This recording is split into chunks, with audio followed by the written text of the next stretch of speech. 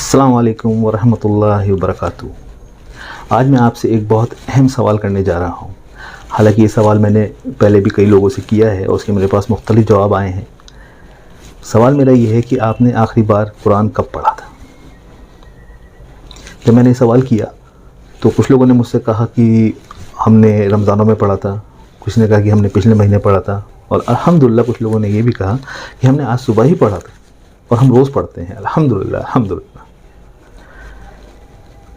قرآن کی تلاوت کو سب سے بہترین اذکاروں میں سے بتایا گیا ہے،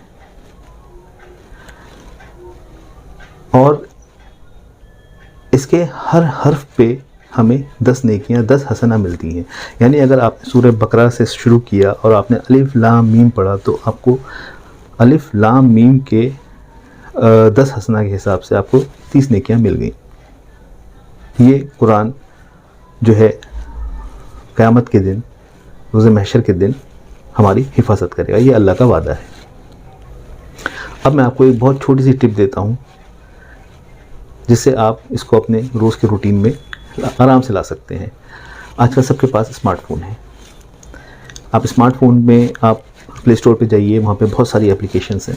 آپ اپلیکیشنس جو آپ کو اچھی لگتی ہو یا جو آپ کو پڑھنے میں آسانی ہو، آپ وہ اپلیکیشن قرآن کی وہاں سے ڈاؤن لوڈ کریے، اور ہر نماز میں آپ نماز کے بعد اس کو اپلیکیشن کو اوپن کریے قرآن کی، اور آپ اس میں سے ایک رکوع پڑھ لیجیے۔ رکوع بیسیکلی جو قرآن کے پیراگراف کو کہتے ہیں، اور وہ ایک عین سے لے کے دوسرے عین تک ہوتا ہے۔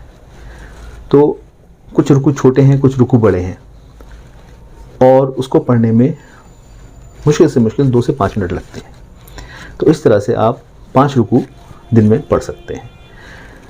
قرآن کے اندر ٹوٹل 558 رکوع ہیں، 558۔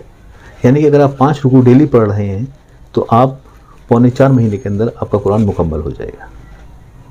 اگر آپ 5 رکوع 5 وقت کی نماز میں آپ نہیں پڑھ پاتے قرآن، آپ نے 3 اس میں پڑھ لیا، 3 وقت کی نماز میں پڑھ لیا، تو 4 مہینے لگا لیجیے، 4 مہینے میں آپ کا قرآن مکمل ہو جائے گا۔ اسی طرح سے پورے سال کے اندر آپ کا 3 بار قرآن مکمل ہو جائے گا۔ کتنا آسان ہے، اور ہر حرف کے بدلے جو آپ کو نیکیاں ملیں گی وہ آپ کے اکاؤنٹ میں کریڈٹ ہوتی رہیں گی، جس کا اجر آپ کو مل جائے گا انشاءاللہ۔ کوشش کر کے دیکھیں، انشاءاللہ بہت آسان ہے اور آپ سب کو بہت فائدہ ہوگا۔ السلام علیکم ورحمۃ اللہ وبرکاتہ۔ جزاک اللہ خیر۔